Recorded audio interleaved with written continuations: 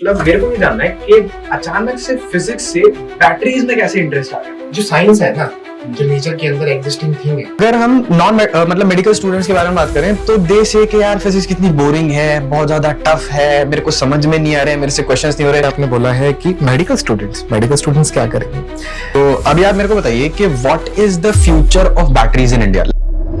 Hi everyone, this is Ubaid, a second year student from DTU।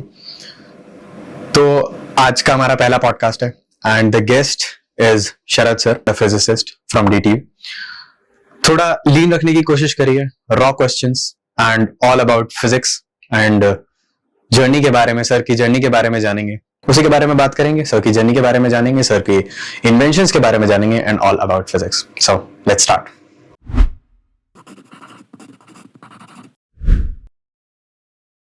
तो thank you so much sir, पहली बात तो time निकालने के लिए। मैंने एक बार बुलाया एंड सर एक ही बार में कन्विंस हो गए, तो thank you so much for that, time निकालने के लिए।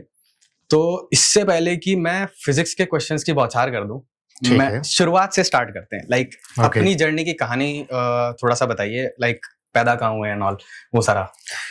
बेसिकली मैं आगरा से हूँ, उत्तर प्रदेश, ठीक है। और आगरा के पास में फिरोजाबाद है, फिरोजाबाद में मेरा गांव पड़ता है जिसका नाम है डोरसा, ठीक है। द थिंग इज दैट कि my father is a police officer, तो वो आगरा ही पोस्टेड हो गई थी, तो मेरा जन्म आगरा में हुआ मेनली, ठीक है। मेरी स्कूलिंग आगरा की है, स्कूलिंग करी, पूरी कंप्लीट करी, then I go to DU जाने के बाद I started my career in physics, BSc honours physics from Rajdhani college. Then I went to DTU। It's a very short story मैं सुना रहा हूँ अभी क्योंकि इसमें बहुत इलेबोरेशन है, ठीक है। तो DTU में मैंने मास्टर्स इन फिजिक्स करी, जहां मुझे कुछ फिजिक्स आनी शुरू हुई कि अब समझता हूँ फिजिक्स होती क्या है, ठीक है। फिर मैंने PhD ज्वाइन करी उसके बाद में। अब जनरल क्वेश्चन कि इतना सारा पढ़ने की जरूरत क्या है, ठीक है। तो द थिंग वाज दैट कि अगर सही से याद किया जाए, I want to become an engineer. No, I don't want to become an engineer. I like physics, I like curiosity, I like innovation, creativity. ये चीज मेरी स्टार्टिंग से रही थी। तो मुझे हमेशा ना एक्सप्लोर करना पसंद रहा था कि यार ये भी कर लूं, वो भी कर लूं। फ्रॉम द स्टार्टिंग मैंने कभी डांस किया, तो कभी मैंने पेंटिंग करी, तो कभी मैंने रोलर स्केटिंग करी, ठीक है। चीजें मैंने अलग अलग करता रहा हमेशा। मजे की बात ये थी कुछ हुई कुछ नहीं हुई, ठीक है। उससे एक्सप्लोरेशन मिलता रहा लाइफ में। जब मैं 12th में आया तो वहां तक तो इवेंचुअली आप ना ड्रिवन आउट, मतलब ड्रिवन ऑफ हो जाते हो, जो घर वालों ने कह दिया आपको करना है, ऐसे करके। तो we was a PCM student and started physics. I was good in mathematics up to 10th, okay. तो मैथमेटिक्स अच्छी थी, मैथमेटिक्स पसंद भी आती थी। इवेंचुअली मैथमेटिक्स बस सॉल्व करना आ जाती है, क्योंकि मैथ्स के आप सवाल देखोगे ना, कभी कभी क्या होता है कि मैथ्स आप कर रहे हो, अगर रात के 12 बजे आपने मैथ्स करना शुरू करी और पहला क्वेश्चन बन गया, मजा आया, दूसरा बन गया, मजा आया, यही करते करते 10वां बन गया, तो लगता है सुबह के 4 बजे, ठीक है। और पहला क्वेश्चन नहीं बना तो प्राण निकलेंगे और वहीं आपके चद्दर तन जाएगी, ठीक है। उसमें कुछ नहीं होने, ठीक है। सो मैंने मैथमेटिक्स पढ़ा, मैंने केमिस्ट्री पढ़ा। 11th आई स्टडीड 11th। मैं सबको ये चीज बताता हूँ, 11th क्लास पढ़ना बहुत जरूरी है, जो कि बच्चे कभी कभार मिस आउट करते हैं, ठीक है। बिकॉज ये भी एक पार्ट है कि मेरा फिजिक्स में इंटरेस्ट कैसे बढ़ा था। बिकॉज मैं जब 11वीं पढ़ रहा था अपनी, तो मैं कोर तरीके से 11वीं पढ़ा, समझने के तरीके से 11वीं पढ़ा। और जैसे आप फिजिक्स की बात करोगे ना, फिजिक्स में भी एक चीज ऐसी है कि फिजिक्स का जो जड़ है, रूट्स हैं, वो 11वीं में पढ़ाई जाती है। 100% आपको मैकेनिक्स आनी चाहिए, आपको डायमेंशंस आनी चाहिए, आपको वेक्टर्स एनालिसिस आना चाहिए, बिकॉज इन सब का ही निचोड़ बन के एक आउटकम है जो कि हम आगे जाके कंटिन्यू करें। बिल्कुल बिल्कुल। So I studied 11th very properly, पढ़ाई करी। 12th में दोस्तों के साथ मौज मस्ती करी, पढ़ाई करी, और चीज करी। थोड़ी लाइफ में अप एंड डाउन भी थे उस समय पे, will talk it later, okay. तो क्या हुआ कि 6 महीने बीते, I was good in chemistry and mathematics. That was like कि ठीक है मैं निकाल लूंगा, बट 8 महीने बीते। फिर याद आया कि यार ये सब में तो हो रहा है, फिजिक्स में कैसे होगा। एंड मेरे फादर ने कभी ना मुझे ऐसे प्रेशराइज नहीं किया कि पढ़ना है। उनका एक डायलॉग होता था, रिजल्ट के दिन बात करूंगा, ठीक है। तो प्रेशर बोलो या कुछ बोलो, जब मैं करता रहा इवेंचुअली जहाँ पे मैं कोचिंग क्लासेस जाता था तो मेरे केमिस्ट्री के और मैथमेटिक्स के प्रोफेसर वाज गुड कि यार बढ़िया है, सही पढ़ लेता है लड़का, 10th 12th से मैंने के साथ में था तो एवरीथिंग वाज गोइंग गुड। तो मैंने बोला कि ठीक चल रहा है। फिजिक्स में अलग जगह पढ़ता था, तो फिजिक्स के प्रोफेसर को मैं पसंद था, बट ये वाज लाइक कि ठीक है स्टूडेंट है ना।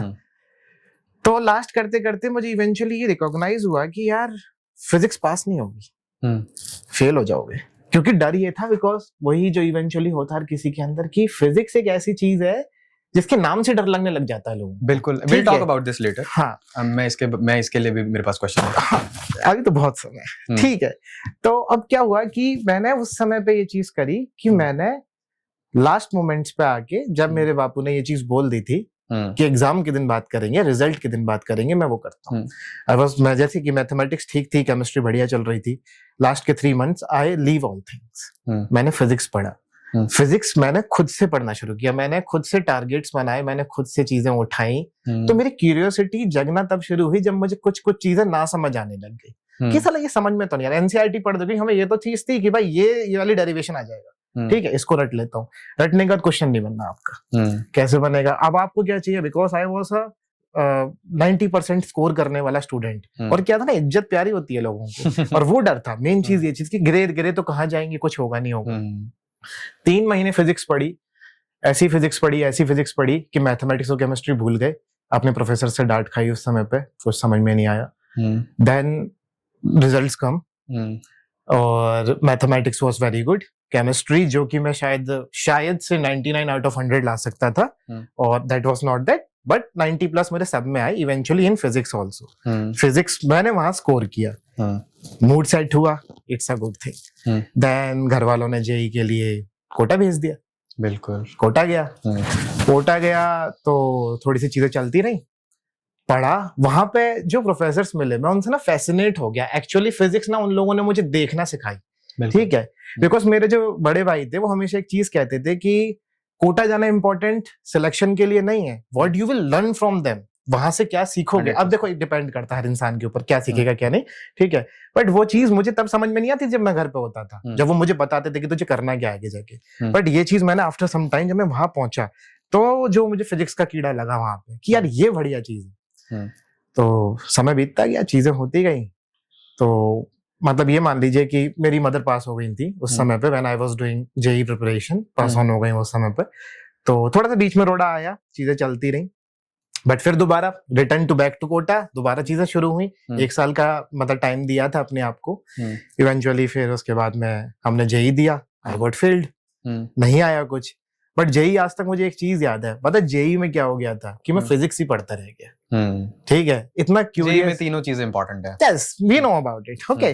तो मैं फिजिक्स ही पढ़ती गई गाड़ी, जेई नहीं हुआ, सारे दोस्तों का जेई निकला, सब लोग आगे अपने एडवांस की तैयारी करने लगे। फिर मैंने क्या करना है, आई गो बैक टू आगरा। जो 2-3 महीने का टाइम होता है, एग्जाम्स चल रहे होते हैं सारे के सारे, जेई से लेके बिट्स प्लानिंग तक सारे एक सीक्वेंस में होते हैं। और मेरा भाई ना कभी मुझे शांत बैठने नहीं देता था, उसका एक ही काम था कि बहुत पढ़ाओ और पढ़, ये भी कर ले वो भी कर ले। उसने मुझसे कम से कम 15-20 यूनिवर्सिटीज के एग्जाम भराए होंगे। तब क्या था, जेई में भी सब कुछ इंक्लूडेड नहीं था, ठीक है, अलग अलग एग्जाम्स होते थे सबके। देने शुरू किए, दिए, तब समझ में आया कि सेल्फ स्टडी की वैल्यू होती क्या है। जो मैंने 12th में at the time of physics सीखी, वो अब मैं यहाँ सीख रहा था। तो मैंने किया, बहुत सारा काम किया, एग्जाम्स दिए, सारे एग्जाम्स मैंने इन शॉर्ट खत्म किए। देन आई वेट फॉर कि रिजल्ट्स आ जाए, और डर लग रहा था, वही डर जो 1 साल पहले था कि बापू क्या कहेंगे, पीट देंगे, साला इतना पैसा खर्च कर दिया हमने तेरे पीछे, ठीक है। तो मैंने फिर सर्च करना शुरू किया कि कॉलेजेस में एडमिशन मिल जाए, डिग्री ले लेते हैं। हर कोई यही तो कर रहा है, इंजीनियरिंग की डिग्री लो, उसके बाद में कुछ एक पैकेज पे नौकरी लो, और उसके बाद में अपना सर्वाइवल खेलो, रैट रेस है ना। तो I was also in it. तो मैंने बहुत सारे प्राइवेट कॉलेजेस के अंदर इंटरव्यूज दिए जाके कि चलो देखते हैं। जेई में रैंक अच्छी नहीं थी, बट इसमें तो था कि 12th में अच्छे मार्क्स आ रखे थे, चलो इसके बेसिस पर कोई हमें खरीद ले, ठीक है। तो अब वो करते रहे जाके एक जगह पे। तब तक काउंसलिंग किसी के रिजल्ट्स नहीं आए थे अदर देन जेई के, ठीक है, जितने भी रिजल्ट्स थे वो कुछ नहीं थे मेरे पास में।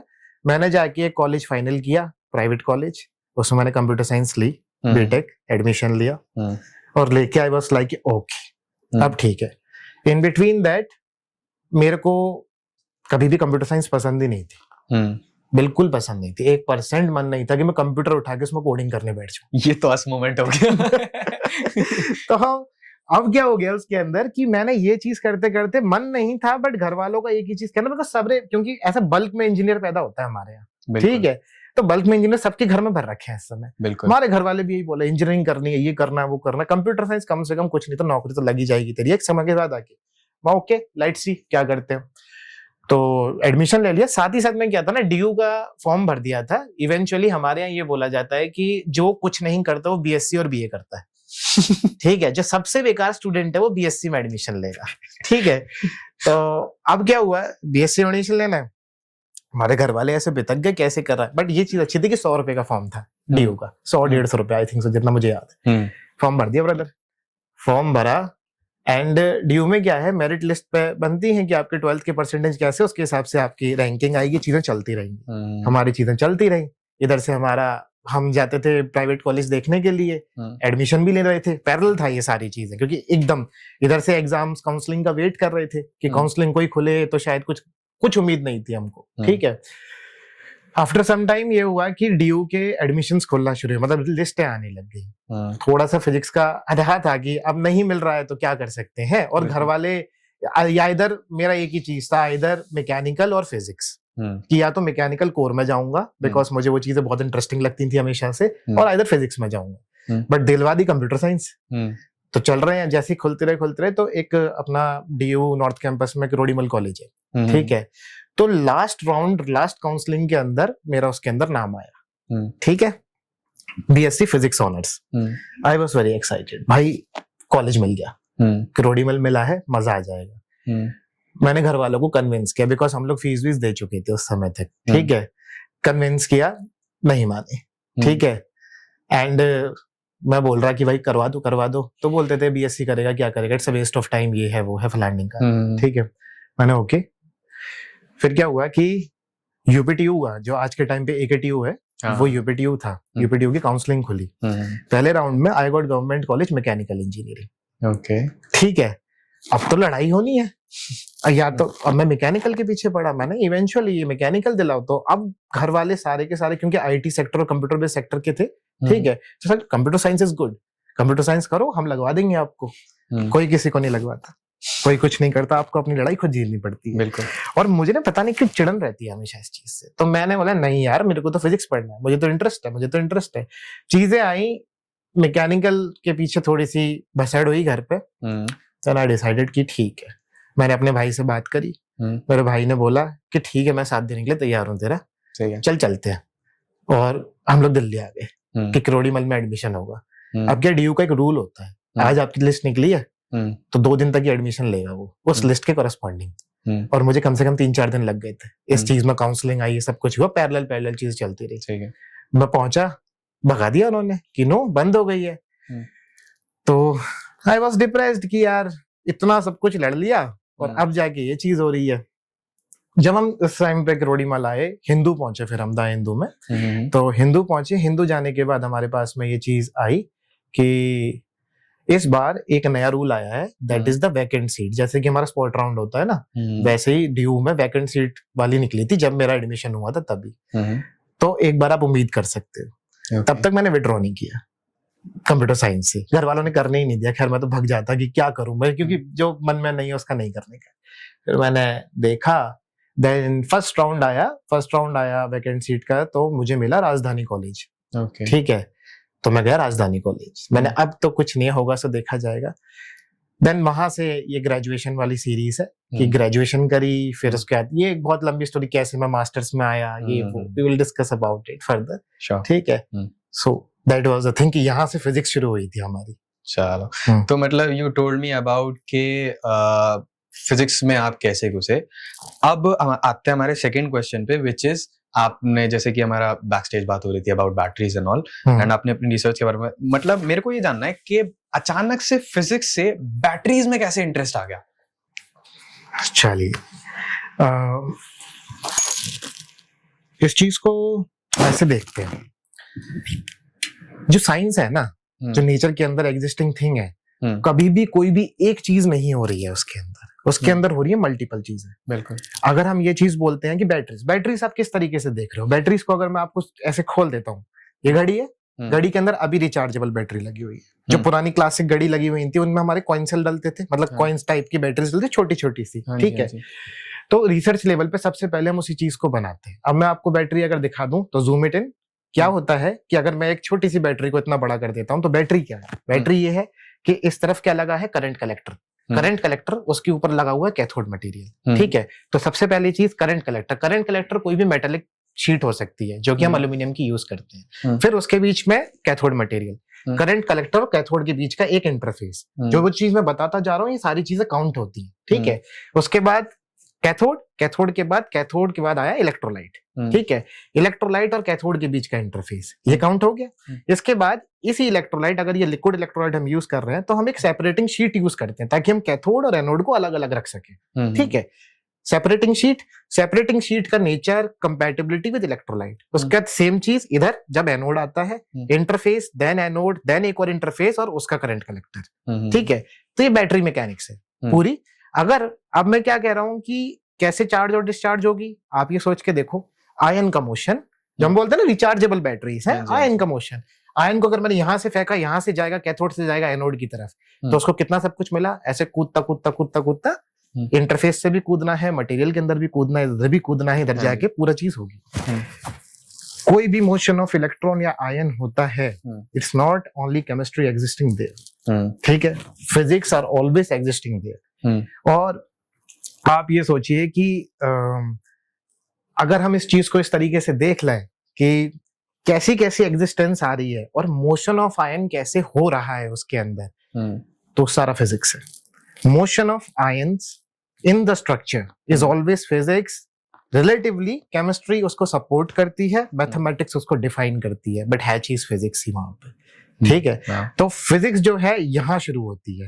एंड मैं इतना ज्यादा मतलब लोगों को नहीं समझाऊंगा कि गिब्स फ्री एनर्जी क्या है, थर्मोडायनेमिक्स कैसे मूव कर रही है, ब्ला ब्ला ब्ला, जहां से फिजिक्स का ओरिजिनेशन और एक तरीके से फिजिक्स उतरी बैटरीज में, या बैटरीज उतरी फिजिक्स रिसर्च के अंदर कि लोगों को मजा आया उसमें। तो वो एक रिलेटिवली गिब्स फ्री एनर्जी जो टर्म होती है हमारी थर्मोडायनेमिक्स की, वो एग्जिस्ट करती है। As you know, thermodynamics chemistry में पढ़ाई जाती है, फिजिक्स में भी पढ़ाई जाती है। ये बवाल चीज इसलिए दोनों के लिए थी। और उसका जो मल्टीडिसिप्लिनरी आउटकम है जो हम देख सकते हैं, वो बैटरी से one of the outcome. So that's what inspired you, right? हाँ, और एक और चीज अगर मैं बोल सकता हूँ तो पैसा, ब्रदर। डेफिनेटली, क्योंकि आप अगर लास्ट 3 to 4 years की बात करोगे तो जितने भी एनर्जी सेक्टर्स हैं, जितना भी डेवलपमेंट इन एनर्जी सेक्टर्स हैं, और जिसने भी इन्वेस्टमेंट किया, स्टॉक मार्केट देख लो, कोई कंपनी जिसने अपने आगे नाम के आगे या पीछे एनर्जी लगा दिया हो, रिटेल इन्वेस्टर ऐसे घुस रहे हैं उसके अंदर। उसके स्टॉक प्राइसेस 15 to 20% आराम से इंक्रीज्ड है। लोगों ने बहुत कुछ कमाया है। तो जिसको ये डांस जो मैं बता रहा हूँ, इधर से उधर नाचने का, आयन का, वो नहीं समझ में आ रहा, तो उसको पैसा समझ में आएगा। तो या तो पैसे की तरफ समझ लो या ये समझ लो, और मुझे दोनों समझ में आ रहे थे, तो मैं ज्यादा फैसिनेटेड था उस समय पे कि चलो घुसते हैं एक बार। अच्छा, ये तो मतलब एक इंजीनियरिंग साइड हो गई अबाउट फिजिक्स जो आपने बताया, and the batteries and all which we discussed. अगर हम नॉन मतलब मेडिकल स्टूडेंट्स के बारे में बात करें, तो दे से कि यार फिजिक्स कितनी बोरिंग है, बहुत ज्यादा टफ है, मेरे को समझ में नहीं आ रहे, मेरे से क्वेश्चंस नहीं हो रहे। एंड अगर आप 90% नीट के स्टूडेंट्स को देखोगे, उनसे फिजिक्स सॉल्व नहीं होती। एंड दे से कि यार फिजिक्स तो मतलब बहुत ही बवाल लेवल चीज है, समझ में ही नहीं आ रहा। तो मतलब आप ऐसे लोगों को कैसे समझाओगे? मतलब define physics in a line जो ऐसे लोगों को समझ में आए। जो कभी समझ में ना आए वो फिजिक्स होती है। ठीक है, अगर आपको फिजिक्स समझ ही आ गई तो क्या फायदा है। तो अब बात क्या हुई, पॉइंट टू पॉइंट में आपने देखा कि जैसे कि आपने बोला है कि मेडिकल स्टूडेंट्स क्या करेंगे। देखो, मैं किसी को किसी भी स्ट्रीम ऑफ साइंस को डिफेम नहीं करूंगा, प्रमोट नहीं करूंगा किसी चीज पे, बट मैं अपनी चीज को समझा सकता हूँ। ठीक है, चलो ऐसे देख लेते हैं। द थिंग इज दैट कि लोग ना फिजिक्स से नहीं भाग रहे हैं, लोग ना मैथमेटिक्स से भाग रहे हैं। लोग बचपन में जब क्वेश्चन करते हैं, जो starting of the talk I am saying कि एक बार जोश आ गया तो मैथमेटिक्स सॉल्व्ड है, एक बार जोश नहीं आया तो मैथमेटिक्स सॉल्व नहीं है। आपने डिफरेंशियल इक्वेशन पढ़ लिया, आपने डिफरेंशियल इक्वेशन के रूट्स कैसे निकालेंगे ये पढ़ लिया, पर डिफरेंशियल इक्वेशन के रूट्स क्या बताएंगे आपको आगे जाके, ये कौन बताएगा। प्रॉब्लम ये भी चीज है कि आपको विजुअलाइजेशन आनी चाहिए। जैसे मेडिकल स्टूडेंट्स देखते हैं ना कि मतलब मैं इतना ज्यादा मेडिकल में हूं नहीं, बट आप इस चीज को ऐसे समझ सकते हो कि अगर आप ये देख रहे हो कि ये बीमारी है तो ये एंटीबॉडी यहाँ जाके लगेगी, रिसेप्टर कौन सा खुलेगा कौन सा बंद करेगा, किस तरीके से क्या रिएक्शंस हो रही हैं उसके अंदर। Same with physics. फिजिक्स में अगर मैं आपसे बात करूं, जैसे कि एक हम लोग क्या करते हैं, हम लोग सॉलिड स्टेट फिजिक्स पढ़ते हैं in the starting of our BSc. Solid state physics जो कि हम ऐसे बोलते हैं कि क्रिस्टल स्ट्रक्चर है। इस चीज को बेसिकली समझा देता हूं मैं आपको। क्रिस्टल स्ट्रक्चर, अब क्रिस्टल स्ट्रक्चर कैसे है, आप कॉम्प्लिकेट बोल रहे हो, मैं तो बोल रहा हूँ पहले से कॉम्प्लिकेट होती है, बट इसको आसान करो। जैसे नेचर और साइंस दोनों को समझने के लिए आपको एनालॉजीज क्रिएट करनी पड़ेंगी ईच एंड एवरी टाइम, ठीक है। कैसे क्रिएट होगी? एक लेट्स कंसीडर फुटबॉल, ठीक है। फुटबॉल है, फुटबॉल क्या होती है, उसका ईच पार्ट हेक्सागोनल होता है, हेक्सागॉन्स हेक्सागॉन्स हेक्सागॉन्स बने होते हैं। उन सबको हेक्सागॉन समझो और बीच में एक सेंटर, ठीक है। अब सेंटर से स्ट्रिंग्स निकालते हैं, एक हर एक वर्टेक्स पे जाके स्ट्रिंग जोड़ दो, सारी की सारी जोड़ दी। अब उसके बाद क्या करो, एक स्ट्रिंग के 3 पार्ट करो, इन तीनों में भी एक स्ट्रिंग पे पहला पॉइंट सेंटर, दूसरा पॉइंट, तीसरा पॉइंट और चौथा पॉइंट एंड पॉइंट, ठीक है। अब ये 4 पॉइंट हो गए, ऐसे ही मल्टीपल स्ट्रिंग्स पे 4 पॉइंट होंगे, ठीक है। अब इन सारी की सारी स्ट्रिंग्स को वर्टिसेस पे जोड़ दो दोबारा, इंटर कनेक्टेड, ठीक है, जोड़ दिया। एक फुटबॉल जिसके अंदर पूरा का पूरा जाला है, ठीक। यही जो जाला है, अगर मैं इमेजिन करूं कि ये स्पाइडर वेब होता, ठीक है, स्पाइडर वेब है। अब इस स्पाइडर वेब में मैंने क्या किया, एक मकड़ी छोड़ दी। जब मकड़ी चलेगी तो आपने ये देखा होगा कि मकड़ी चलती है तो क्या होता है, वेब के अंदर एक वाइब्रेशन क्रिएट होता है, हल्का सा वाइब्रेशन आता है क्योंकि वाइब्रेट कर रही है, फिर थोड़ा आगे मूव कर रही है। तो अब जैसे कि मैं बोलूंगा कि क्रिस्टल स्ट्रक्चर में क्या हो रहा होगा, अगर आप क्रिस्टल स्ट्रक्चर को इस नजरिए से देख पाए कि हो क्या रहा है। हम सोचते हैं कि क्यों टफ है, क्योंकि हमें समझ नहीं आ रही है। और मैं आपको अभी क्या समझा रहा हूं कि आयन मूव करेगा कैसे। मान के चलिए इलेक्ट्रॉन मूव कर रहा है किसी वायर में, तो कैसे कर रहा होगा। तो मैं आपको 10⁻⁹ मीटर मतलब नैनोमीटर के अंदर एक पार्ट को समझाने की कोशिश कर रहा हूँ। आपने ये चीज देखी, इस वेब के अंदर अगर मकड़ी चल रही है और मकड़ी को अगर मैं आयन मान लूं कि आयन था जो कि स्ट्रक्चर में चलने की कोशिश कर रहा है, तो जब मकड़ी चलेगी तो जहां पे वो चल रही है वो जगह थोड़ी ज्यादा वाइब्रेट करेगी, और उसके बाद में जो दूर की जगह है उसमें वाइब्रेशन लॉन्ग रेंज होगा। And that is a multi particle interaction. यही मल्टी पार्टिकल इंटरेक्शंस हैं, यही क्वांटम फील्ड थ्योरी सॉल्व करने की कोशिश करती है, यहीं से बेसिक्स फिजिक्स शुरू होती है। अब बात क्या है, मैंने बहुत एडवांस बात बोली आपसे कि क्रिस्टल स्ट्रक्चर नैनोमीटर के अंदर जाके क्या होने की संभावनाएं है। ये मैं संभावनाएं बोल रहा हूँ, ये मैंने समझने की कोशिश करी है। आपको अपना तरीका समझने का बनाना पड़ेगा। और आपको कोई भी टीचर मिल जाए, कोई भी कैसा मिल जाए, जब तक तरीका नहीं समझ में आएगा, क्योंकि आप खुद बनाते हो अपनी चीज को। Visualisation is must and mathematics is should be very strong. अगर आपको फिजिक्स पढ़नी है तो फिजिक्स बनाओ, रूट्स निकालो, कंक्लूजन निकालो, फिजिक्स को उसमें डाल दो, चुम्मेश्वरी इतनी बढ़िया निकलेगी, कोई दिक्कत ही नहीं उसके अंदर। तो सर वो तो ठीक है, बट उस रिसर्च के बारे में आप मुझे बताइए, जो मशीन आपने बनाई थी जिसके बारे में अभी बैक स्टेज बात कर रहे थे, उसके बारे में बताइए, क्योंकि वो बहुत ज्यादा एक इंटरेस्टिंग पॉइंट लगा एंड आई थिंक वो सबको जानना चाहिए। ठीक है, तो मैं इस तरीके से बताता हूँ आपको ये चीज को। When I started my career in research and I opted PhD, तो बहुत ज्यादा मतलब क्या होता है, ये हर एक PhD इस चीज से गुजरता है कि उसको ये समझ में नहीं आ रहा होता कि वो क्या करे। बिकॉज इन द स्टार्टिंग हमें ये नहीं पता, research and studies are 2 different things, ठीक है। जो हम स्टडीज करते हुए आए हैं वो अलग है, रिसर्च करना, किसी चीज की खोज करना, एनालिसिस करना, शोध करना, ये बहुत अलग चीज होती है। तो शुरुआत में मुझे नहीं पता था कि व्हाट आई एम डूइंग, बस मैं कुछ ना कुछ करता जा रहा था। जितने भी मेरे सीनियर्स थे वो मुझे कुछ गाइड करते थे, कुछ बताते थे। तब भी क्या होता है ना, शुरुआत में कोई कितना भी समझाता है, एज अ न्यूब रिसर्चर आपको कुछ आइडिया नहीं होता। तो what topic I have decided, ये तो मैं बहुत क्यूरियस था कि मैं यही टॉपिक लूंगा। एक तो थोड़ा सा अटल बिहेवियर हमेशा से रहा है कि नहीं, करने का है। तो मैंने शुरू किया। तो आफ्टर सम टाइम मुझे प्रॉब्लम्स दिखना शुरू हुई कि मैं क्या प्रॉब्लम्स फेस कर रहा हूँ। कुछ लिमिटेशंस पता लगी कि अरे यार, यहाँ पर मुझे ये भी चीज रिक्वायर्ड है, वो भी चीज रिक्वायर्ड है। तो क्या होता है कि एज कौन नहीं चाहता कि उसकी पीएचडी बहुत जल्दी हो जाए या उसकी रिसर्च बहुत जल्दी कंप्लीट हो जाए, कोई भी प्रोजेक्ट वो काम कर रहे हैं। तो मैं काम करते करते मैं कंक्लूजन पे निकला कि यार, अगर मुझे अपना प्रोजेक्ट कंप्लीट करना है तो मुझे ये वाली मशीन चाहिए पड़ेगी, ठीक है। तो अब वो मशीन चाहिए और वो चाहिए आज ही चाहिए, ठीक है। ये थोड़ा जिद्दी हूं मैं स्टार्टिंग से, जो अगर मैं बता ही रहा हूं तो मैं कि कैसे मैं आया अपनी चीजों के अंदर, तो मेरे को जिद थी कि नहीं मुझे चाहिए ही चाहिए। तो मैंने क्या किया कि उस मशीन को देखा, सोचता रहा, नहीं समझ में आया। तब तक एक चीज पे क्या होता है ना कभी इंसान ना अंडर कॉन्फिडेंट बहुत रहता है कि यार करेगा नहीं करेगा, होगा नहीं होगा। फिर मुझे ये समझ में आया कि जब जीवन में इतनी भसड़ मची हुई है ना, तो एक रिस्क लेने से होता क्या है, ले ही लेते। मैंने अपने दोस्तों से बात करी, दोस्त हमारे और ऐसे ही हैं, बोला ठीक है चीर दो, जाओ देखो क्या करो सही। मैं एक नाइट की बात है, आई वाज वेरी क्यूरियस, परेशान, फ्रस्ट्रेट, लैब से रूम पे गया।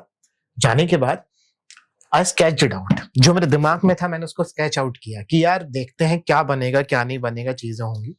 मैंने उस चीज को बनाया, ड्राइंग बनाई, थोड़ा सा कॉन्फिडेंस जनरेट हुआ कि हाँ ये वर्क कर सकती है। अब बात क्या थी ना, वर्क क्यों कर सकती है, बीइंग अ रिसर्चर यही ब्यूटी है इस फील्ड की कि आपको अनुमान हो जाता है कि क्या होने वाला है, और उसके बाद में जो आपने कर दिया फिर आपके कॉन्फिडेंस आपके करेज पर डिपेंड करता है कि आप कितना लड़ पाओगे सिचुएशन से। मुझे कुछ नहीं पता था कि मशीनें बनती कैसे हैं, ये चीज मैं कहाँ से रॉ मटेरियल लाऊंगा, किसको दे दूंगा, ये कर दूंगा, कहाँ से आउटकम मेरा बन के आएगा। आई डोंट नो एनीथिंग उस समय तक, बट मैं घुसा मार्केट में, मैंने चीजें देखी, लर्न करने की कोशिश करी, जिन लोगों से मैं पूछ सकता था मैंने पूछा। इवेंचुअली आई ट्राइड, 3-4 महीने का लगा पूरा हिसाब, और वो हिसाब लगाने के बाद में वो मशीन बन के तैयार हुई। And when I tried on first day कि क्या हो रहा है क्या नहीं हो रहा है, it works. When it's working और उसके थ्रू इलेक्ट्रोकेमिकल परफॉर्मेंस भी हमारी अच्छी आ रही थी, तो that was a thumbs up for me also, yes I have done it. And क्या था कि अचीवमेंट तो अपने आप में यही था सबसे पहला कि आपने कुछ चीज खुद बना दी, और ये अपने आप में सेल्फ कॉन्फिडेंस इतना ज्यादा बूस्ट किया ना तब से आज तक कि अब मैं किसी भी डिसीजन को, रिसर्च एक्टिविटी डिसीजन को भी होता है, डरता नहीं हूं, ना मैं अपने किसी जूनियर को डरने देता हूँ कि साला आ जाओ कुछ भी होगा देख लेंगे, होगी तो देखी जाएगी, क्या है फेलियर्स आएंगे, ये तो हमारा काम ही है रोज का फेलियर आना, ठीक है। सक्सेस एक आ गई ना वो आपकी जिंदगी चला देगी, फेलियर्स तो आते रहते हैं, उसमें डरना नहीं। सो वो चीज बनाई, वो चीज करी, and that I have patented. और अभी लास्ट 2 to 3 वीक्स पहले वो पेटेंट का एप्लीकेशन नंबर आया था हमारे पास में, तो there was a huge party for all of our labmates and us. अच्छा, not disclosing the price, but मेरे को ऐसा बताइए कि जो ओरिजिनल मशीन थी उसके इफेक्टिव में कितना कॉस्ट आपने उसको घटा दी? मैं जो मेरा पेटेंट है उसके अंदर ही यही चीज है, high efficiency and cost effective dash, ठीक है। तो आप ये मान लीजिए जो मैंने रीच किया था कॉस्ट इफेक्टिवनेस के हिसाब से, मैंने रिडक्शन किया कम से कम 80% का कॉस्ट को, ठीक है। And efficiency, because I am a researcher, efficiency तो तुम मुझसे ज्यादा छिला ही नहीं सकते, सिंपल एज दैट, और ये मैं ठोक के आज बोल सकता हूँ, ठीक है। और चीज क्या है, उस चीज पे मैंने मेहनत करी तो मुझे साइंटिफिक नोटेशंस में पता था कि चेंजेस क्या करने हैं, जो पुरानी मशीनों में शायद हो सकता हो। अच्छा, यही एक फर्क है, क्योंकि अगर मैं किसी भी इंसान को वो चीज बनाना सिखा दूंगा कि इसको इस एंगल पे काट दो, इस एंगल पे काट दे, after 3 months he will learn that, ठीक है, कोई दिक्कत नहीं आएगी। बट उसका साइंटिफिक रीजंस जो है ना वो एक रिसर्चर ही पकड़ सकता है, बिल्कुल। तभी मिस्त्री अलग होता है, राजमिस्त्री अलग होता है ठीक है। सो अच्छा, तो we talked about batteries, yes. तो अभी आप मेरे को बताइए कि what is the future of batteries in India. Like हमने देखा है कि अभी के टाइम पे ईवीज इतना ज्यादा मार्केट में आ गई हैं, हर कोई पेट्रोल, सीएनजी या डीजल को छोड़ के ईवीज पे शिफ्ट कर रहा है। तो मेरे को बताइए future of batteries in India क्या होगा, मतलब आप किस नजरिए से देखते हो बैटरीज को इंडिया में? When I was in 10th, I'm talking about 2013, okay? तो उस समय पे ये बैटरी वाली स्कूटीज शुरू हुई थी, ठीक है। और हमारे यहाँ पे एक होता था, शायद से मुझे सही से याद नहीं है, या तो कोई बाइक थी, यो बाइक करके या कुछ ऐसा करके कोई स्कूटी की कंपनी थी, तो ना बच्चे मजाक उड़ाते थे जो भी वो स्कूटी खरीद लेता था ना उसका, हमारे साथ वालों की बता रहा हूँ कि अरे ये तो, क्योंकि उनमें क्या होता ना, उनमें साउंड नहीं था, there is no sound because battery पे चल रही है, आपको पता नहीं लगेगा, और वो एक ऐसा टैग मार्क बना दिया था कि ये तो लड़कियों के लिए है, ठीक है। तो वहां पे उस समय ये चीज सोचना कि बैटरीज की गाड़ियां चलेंगी बहुत ही मुश्किल था। 2013 की बात मैं कर रहा हूँ, and now we are sitting in 2025, और आज आप देखो कि लोग खुद बोलते हैं हाइब्रिड दे दो, बिल्कुल, ठीक है, तो डिफरेंस है, हाँ। 10 साल में डिफरेंस है। और वो तो तब था जबकि नोबेल पुरस्कार भी नहीं मिला था लिथियम बैटरी के अंदर, 2013 के आसपास की बात कर रहा हूँ, ठीक है। तो अब आप उस चीज को देखिए कि डेवलपमेंट सोच का होता है, कमर्शियलाइजेशन सोच बनाई जाती है। जब आपको कोई भी कमर्शियलाइज चीज करनी है तो आप इंसान की सोच बनाओगे चीजों के अंदर, ठीक है। अब मैं अगर बोलूं कि ईवीज 10 साल में क्या कर देंगी, 5 साल में क्या कर देंगी, उतर रही हैं, स्टेबल हैं, देश बना रहा है, देश के लोग खरीद रहे हैं, तो फ्यूचर तो है। And the thing is that कि फ्यूल्स जो है हमेशा अल्टरनेटिव फ्यूल्स पे हम लोग मूव करते रहते हैं। तो रिसर्च में हम अल्टरनेटिव सोर्सेज पे मूव कर रहे हैं एंड इन फैक्चुअल लाइफ हम अल्टरनेटिव फ्यूल्स पे मूव कर रहे हैं। तो जिसमें एक बैटरी एक बहुत अच्छा ऑप्शन है। तो लोग आएंगे और इसके आगे और सारे एनर्जी स्टोरेज डिवाइसेस पे जिस पे भी लोग आने की कोशिश ही करेंगे हमेशा। ओके, तो अगर कमियों की बात करें, हाँ, तो इंडिया में जो बैटरीज है या पूरी दुनिया में ही अगर बैटरीज की बात करें, आपको क्या लगता है क्या कमी है बेसिकली, मतलब कहाँ हम लैक कर रहे हैं स्पेसिफिकली फॉर इंडिया? हम लैक कर रहे हैं या फिर स्पेसिफिकली फॉर इंडिया? इंडिया के पास ना सोर्सेज थोड़े से कम है। जैसे कि क्या होता है ना, हम लोगों को मैक्सिममली देखो, पहली चीज तो क्या है, अगर मैं बाइफरगेट कर दूं आपको इन चीजों के अंदर, हमें क्या चाहिए, हमें मटेरियल बनाने के लिए सोर्सेज चाहिए। तो सोर्सेज ओर्स वगैरह हमारे पास कम है। इवेंचुअली आपने भी सुना होगा इस चीज के बारे में, अगर मैं लिथियम बैटरी बनाना चाह रहा तो लिथियम के ओर्स इतने कम है as compared to some other countries, ठीक है। तो वो चीज। सेकेंडरी, हमारे पास स्किल्ड लेबर्स कम है, जो कि skilled labour including skilled researchers I am also including, ठीक है, वो लोग भी कम है। क्योंकि अभी जाके last I am think 7 to 8 years से ही हमारे में लोग फैसिनेट हुए कि पीएचडी कर लेता हूँ उसमें। इंजीनियरिंग नहीं है हमारे पास कोई ऐसे लिथियम आयन बैटरी या फिर बैटरी टेक्नोलॉजी में इंजीनियरिंग कर रहे हो। अब कुछ कोर्सेज शुरू हुए हैं IITs एंड ऑल में, जो कि करवा रहे हैं। तो मतलब हमारा उसका पहला बैच जब तक नहीं निकलेगा तब तक पास हमारे पास क्या होगा, ठीक है। तो एक तो हम थोड़ा सा मैन पावर में लैग कर जाते हैं अभी। बट ये चीज मैं बोल सकता हूँ कि जिस तरीके से मैं डेवलपमेंट देख सकता हूँ as being a researcher of this field, तो वो बहुत ज्यादा है, लोग कर रहे हैं। और देखना 4 साल बाद ही ना आपके पास ऐसा बैटरी साइंटिस्ट मिलेंगे इतने सारे निकल के, तब कंपनियों को ज्यादा हेल्प मिलेगी। क्योंकि सोचने वाला बंदा होना चाहिए। कंपनी क्या, कंपनी अपना इन्वेस्टमेंट करती है, अपनी चीज उठाती है, चीज कर देती है, टेक्नोलॉजी ट्रांसफर करके ले आती है, वो चीज रन करने की कोशिश करती है। बट थोड़े से बंदे भी और अच्छे होने चाहिए। सेम विद मटेरियल्स, कि मटेरियल्स भी और ज्यादा मिलेंगे तो हम इंडिजिनियस बना पाएंगे, वरना हमें इंपोर्ट ही करना पड़ता है सारी चीजों को। बिल्कुल बिल्कुल। साइंटिस्ट के बारे में एक ऐसा मिथ बताइए जो आज आप बस्ट करना चाहेंगे। मुझे तो लगता है बहुत लोगों ने बहुत कुछ बस्ट कर दिया होगा अभी तक। ना बेसिक तो यही होता है कि 4 दीवार में बैठा हुआ पागल आदमी लेकिन वो पागल दुनिया बदल देता है। एक बार एक मौका मिल जाए हमें, दुनिया क्या पूरी दुनिया हिला देंगे, ठीक है। बिकॉज वही है कि एक इंसान को मौका मिला था, उसने न्यूक्लियर बम बना दिया, हिल गई दुनिया। दूसरे ने उसे डिफ्यूजिव बम बना दिया, फिर हिल गई दुनिया। ऐसे किसी ने मैथमेटिकल इक्वेशन बना दी, फिर हिल गई दुनिया। तो थोड़ा सा हम लोग क्या होते हैं ना, लोगों को एक मिथ ये चीज होती है कि they are not interactive, they are not creative. अब मुझे समझ में नहीं आता क्रिएटिविटी क्या, पेंटिंग आप आओ कभी तो इन पर्सन मिलो। साइंटिस्ट और स्पीकर्स और प्रोफेसर दोस्त दैट आर स्पीकर्स, उनका क्या होता है ना, वो आपसे सारी बातें कर लेंगे बट आपको अपनी नॉलेज तब तक नहीं देंगे जब तक आप उसकी वैल्यू के लायक नहीं हो पाओगे। आपको सब समझा देंगे, पूरी फिजिक्स पढ़ा देंगे, बट अपना काम नहीं बता पाते। क्यों नहीं बता पाते? उनको ये लगता है कि ये पहले उस लेवल तक आए जहां तक मेरा समझने का लायक है। तो जब तक, इसीलिए खुद थोड़ा साइंटिस्ट इधर की बात करता है, लोगों को लगता है पागल है, ठीक है। और फिर हमने ऐसी इमेजेस भी बना रखी है कि ये कर रहा होगा, वो कर रहा होगा। That is why. ठीक है, अगर आप नहीं होते तो क्या होते? ये मुझे जानना है। ये स्क्रिप्ट में नहीं था, ये मैंने खुद से पूछा है। अगर मैं नहीं होता तो अगर मैं अपनी बैक लाइफ को देखता हूँ और जब मैं समझ पाता हूँ कि जितना मैं रिजिड हूँ, मैं आर्किटेक्ट होता। आर्किटेक्ट क्यों? ये भी एक स्टोरी का पार्ट है मेरी लाइफ का। When I was in 12th, और जब मैंने पहली बार जेई दिया था, तो मैंने जेई के साथ में बी टेक के साथ में बी आर्क होता था। 2 एग्जाम होते थे उसमें, तो मैंने बी आर्क क्लियर किया था, ठीक है। बी आर्क क्लियर हो गया, और मैं आपको अगर अच्छी तरीके से बताऊं, I am a very artistic person in my nature. I am a painter, ठीक है। मैं कला करना बहुत पसंद करता हूँ, स्केचेस करना पसंद करता हूँ। जो चीज मैं हर एक बार, मतलब किसी को मैं बताता नहीं इन चीजों के बारे में, बट ये मेरा खुद का पर्सनल मजेदार चीज है, ठीक है। तो मैं वो करता था। इवेंचुअली जब मैंने बी आर्क दिया तो मजा आया। देन उस टाइम पे एक एग्जाम होता था आर्किटेक्चर का, NATA, national aptitude test for architecture, I think, अगर सही से डेफिनेशन मुझे याद है, बट ये था। मैंने वो देने चला गया एट रैंडम, मैं चलो भर देते हैं, चले जाते, क्या जा रहा है, ठीक है, मेरा नाटा क्लियर हो गया। ठीक, अब वो चीज वहां क्लियरेंस का रीजन पता है क्या था, उसमें कुछ ऐसे क्वेश्चंस आते थे जैसे कि कोई भी चीज, आप कोई भी फिगर देख रहे हो तो उसको आपको टॉप व्यू दे दिया, और उससे आपको पूछा गया कि साइड व्यू क्या होगा। तो मुझे ना इमेजिनेशन करने में बड़ा शौक था, यार ये अच्छा सा लग रहा है, इस तरफ से देखेंगे। तो वो एक ऐसी चीज थी, आप समझ रहे हो, जो खुद की खुशी से आप एग्जाम क्लियर कराओ। आप सोचो, आपकी वो तो स्किल हो गई ना, बेसिक, जो आपने जन्मजात आई है आपके अंदर। ऐसा कुछ नहीं हो जो आपने लाइफ के साथ में कभी डिसाइड ही नहीं किया था कि मैं आर्किटेक्ट बनूंगा या कुछ करूंगा।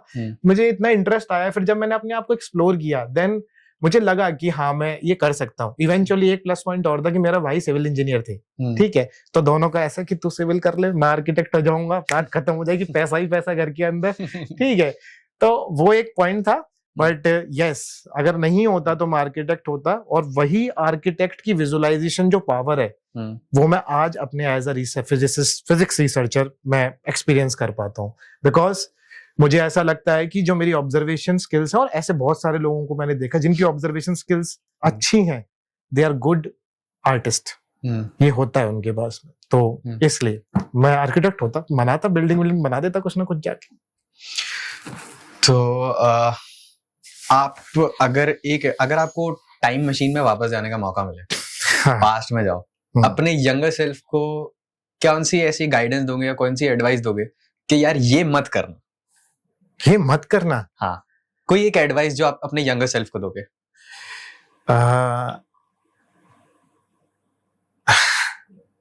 एक मतलब ऐसा एडवाइस, मैं एक बहुत ही डेंस स्टोरी है, मतलब बात है मेरी। क्या हुआ था कि when I was in after MSc, Covid wave चल रही थी, तब की बात है ये। तो हुआ क्या था कि जैसे कि मेरे बड़े भाई को कोविड हुआ उस समय पे, तो ऐसा कोविड के अंदर बहुत सारी फैमिलीज बर्बाद हुई थी, ठीक है, खराब हुई, चीजें हुई। तो सेम विद अस, ये हमारे साथ भी एक्सपीरियंस हुआ था उस चीज का। माय ब्रदर पास्ड अवे उस समय पे। तो हुआ क्या ना, उसके अंदर जो ये चीज मैं बार बार याद करता हूँ तो मुझे थोड़ा सा गड़बड़ लगता है कि कैसे क्या होना है, क्योंकि मैं मतलब क्या था कि हमेशा अपने बड़े भाई पे रिलाई किया डिसीजन मेकिंग के लिए, या फिर सेल्फ कॉन्फिडेंस देने के लिए। होता ना कि आप ड्रॉन आउट करना चाह रहे कि इसमें हाँ कर दिया तो चलेगा अपन को। जब वो बीमार पड़ा and I was in hospital और I was dealing with the stuff, और कोविड में बहुत ज्यादा मतलब मिजरी चल रही थी, बहुत बुरी कंडीशंस थी, उस समय पे क्या हुआ कि डिसीजन मेकिंग बहुत कमजोर पड़ गया। ठीक है, कि what you have to do right now, ये डिसीजन लेना है, वो डिसीजन लेना है, और इतना सारा मेंटल प्रेशर, बहुत सारी चीजें। तो मैं चाहूंगा कि अंडर कॉन्फिडेंट नहीं रहना चाहिए। उसके बाद में जो मेरा कॉन्फिडेंस जो मेरे को सेल्फली इंक्रीज हुआ करते करते, तो मुझे समझ में आता कुछ पहले भी होता ना, कभी कभी ऐसा लगता है ये कर देता तो शायद ऐसा अच्छा हो जाता। तो बस वो थोड़ा सा रहता है कि काश ये ना हुआ होता, तो शायद that will be a good thing, but जो ऊपर वाले को मंजूर होता है वो होता ही है। तो दैट वाज द थिंग। तो मुझे कभी कभी ये लगता है कि ये होना चाहिए। बाकी मिस्टेक्स की तो मैं ऐसे कहूंगा कि मैं तो और ज्यादा करना चाहता हूँ। और करो, नहीं करी होती कैसे होता मैं यहाँ तक। ठीक है, मैंने इतना सारी कहानियां जो मैं लोगों को बताता हूँ अपनी, वो सब मिस्टेक्स ही हैं। Negative outcomes give solutions. That was the patent all about, that was the device all about. What I have done, यही चीज थी। जो 30 पेटेंट, वो जो डिवाइस है उसे बनाते बनाते उसमें इतनी गलतियां करी कि उसके ऊपर 2 पेटेंट और हो गए। That's the reality. और ये चीज मैंने की है। तो अभी तक ये चीज थी कि ऐसे करते करते रिजल्ट आए हैं। तो मिस्टेक्स तो हमेशा करनी है, बट हाँ, दिमाग पे कंट्रोल जरूर रखो। इतना कंट्रोल रखो कि आप एकदम से फेल मत जाना, स्पिल आउट मत हो, वो रखना है कंट्रोल। एक एडवाइस मेरे लिए या यूथ जो देख रहा है अभी चैनल को, जो वीडियोस देख रहे हैं, तो एक कॉलेज स्टूडेंट्स के लिए एक एडवाइस। प्रोफेशनल और personal, what do you want? एक पर्सनल एडवाइस। ठीक है, पर्सनल एडवाइस में मैं एक चीज बोलूंगा कि देखो, जैसे कि हर कोई अपनी स्किल्स जनरेट करता है, स्किल्स बहुत लोगों में होती है, बट वो स्किल्स का सही जगह प्रेजेंटेशन हर कोई नहीं कर पा रहा होता, और उसी पे आपकी वैल्यू है। क्या होता है कि जो आज शो ऑफ कर गया एक तरीके से, अपनी स्किल का शो ऑफ करना नेगेटिव नहीं होता कभी भी, पहली पॉइंट तो। कभी कभार आपको दिखना भी तो पड़ेगा जनता के बीच में, कैसे आ जाओगे आप सामने, जो दिखेगा वही बिकेगा, सिंपल शॉर्ट है ना। तो उस शो ऑफ में ना क्या होता है, हमारे अंदर बहुत फीलिंग्स होती हैं कि मैं ये कर दूं, मैं वो कर दूं, मैं ऐसे करके अपनी बात कन्वे कर दूं, बट हम उनको शब्दों में नहीं पिरो पाते। ठीक है, तो I always advise to use very precise words in your conversation and how to use impactful words. आपको from the मतलब बहुत ही अच्छी एज से ही आपको इस चीज पे ध्यान देना शुरू करना चाहिए। That's what maturity looks like. It's not a maturity, but आप रूपांतरण कैसे कर सकते हो, आप लोगों को दिखा कैसे सकते हो। एंड मेरा मानना ये होता है कि जो वर्ड्स हैं, जो सेंटेंसेस आप यूज कर रहे हो, वो आपके एसेट्स हैं। एक ऐसे एसेट्स जो कि हथियार भी हैं और बचाव भी कर देंगे। बड़े से बड़ा घाव भर भी सकते हैं और बड़े से बड़ा घाव दे भी सकते हैं, क्योंकि फीलिंग्स इंड्यूस भी हो जाती हैं अच्छे वर्ड्स अगर आप यूज करते हो अगले बंदे के अंदर। And that's what a good speakers do. आप देख रहे हो हर चीज क्यों सुनना चाहते हो लोगों को, क्योंकि वो अच्छे शब्दों को पिरो पा रहा है। और यही आपकी प्रेजेंटेशन स्किल्स में आ गई ना, विद योर पर्सनल स्किल्स जो आप जनरेट किए हो उनको शो ऑफ करना सीख जाओ, बात बन जाएगी। Thank you. आई गेस अब मेरे को एक क्लियर डायरेक्शन नहीं भाई, डायरेक्शन मतलब thank you very much sir, यहाँ पे आने के लिए। हैड अ ग्रेट टाइम आपके साथ, बहुत मजा आया मेरे को। Very much too. Thank you so much, thank you everyone. Thank you so much podcast देखने के लिए आखिरी तक, एंड प्लीज वीडियो को लाइक कर देना, शेयर कर देना, and subscribe to the channel for more videos.